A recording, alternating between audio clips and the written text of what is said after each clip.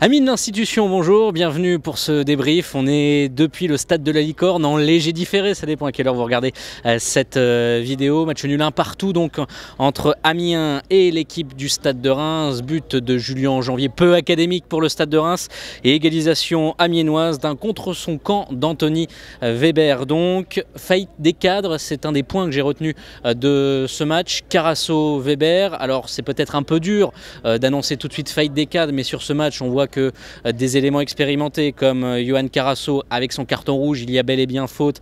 On a un petit peu l'habitude, j'ai déjà vu Carasso à Metz, il avait l'habitude d'anticiper énormément, quitte à parfois être à la limite, mais n'est pas Manuel Neuer qui veut.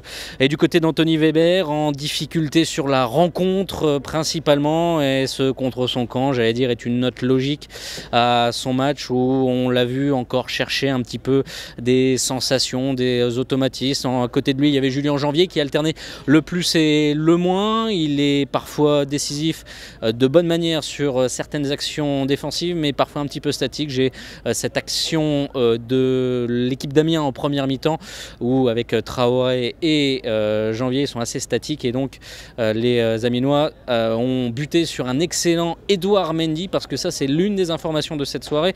Edouard Mendy qui a sorti un match tout simplement énorme. À l'entraînement, j'avais vu qu'il avait des difficultés dans le jeu au pied. Il a montré qu'il était solide quand on a eu besoin de lui, et puis également sur sa ligne où il fut énorme tout simplement dans cette rencontre. Il a même dégagé un ballon du pied en deuxième période. Il a vraiment retardé l'échéance, donc vraiment grosse satisfaction pour Edouard Mendy. On va l'écouter d'ailleurs avant de parler de Michel Derzakarian. Edouard Mendy, c'était en zone mixte il y a quelques minutes. Non, pas forcément prévu, mais dans le foot, il faut prévoir toute éventualité. Et aujourd'hui, on en a eu l'exemple même. Je suis vraiment content qu'on ait ramené un point d'Amiens à 10 contre 11.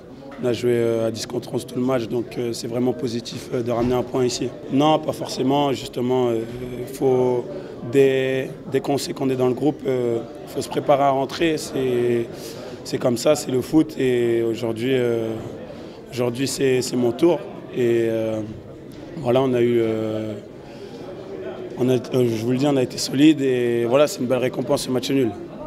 Mais votre première, il y a pire comme première quand même si vous encaissez un but, j'imagine pour un gardien c'est toujours énervant, mais vous avez eu quand même quelques sollicitations où vous avez brillé.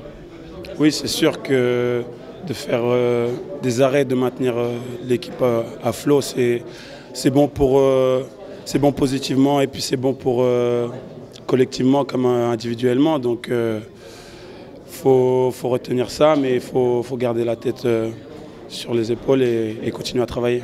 Edouard Mendy, donc l'homme de la soirée en quelque sorte.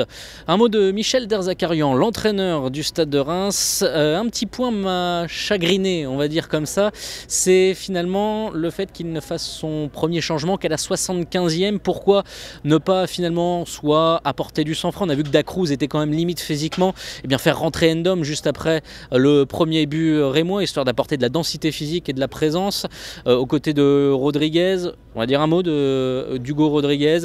Alterne le bon et le moins. Je suis encore un petit peu sur ma faim, même si on voit que techniquement il est capable de choses très intéressantes, mais j'ai l'impression qu'il court un petit peu dans le vide par moment, donc peut-être une meilleure gestion de ses courses.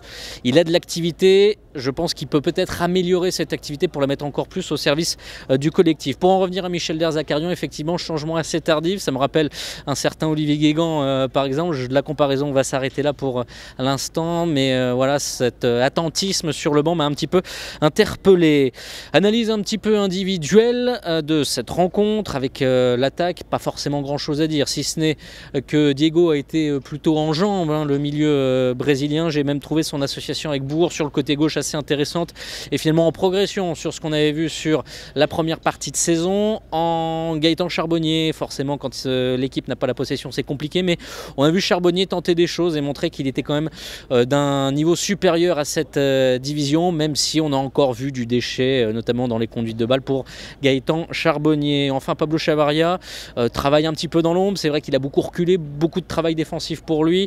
Et à cette occasion, à la fin du match, où il y a un bel appel et un centre de Fortes, mais je pense qu'on attend plus de Pablo Chavarria. Le milieu de terrain, j'en ai déjà touché un mot avec Dacruz en retrait et Hugo Rodriguez. J'attends véritablement le retour d'Antoine Deveau au milieu de terrain qui, pour moi, doit être le véritable patron du milieu de terrain Stadis cette saison. À la défense, Bourg à gauche, j'ai bien aimé, même s'il a été beaucoup sollicité, notamment en deuxième période, parce qu'Amiens est beaucoup passé par le côté gauche rémois. Traoré, fidèle à sa réputation sur le côté droit.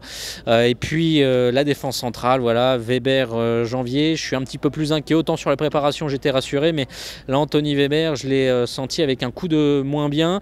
Et puis Edouard Mendy, on l'a dit, gros match à noter.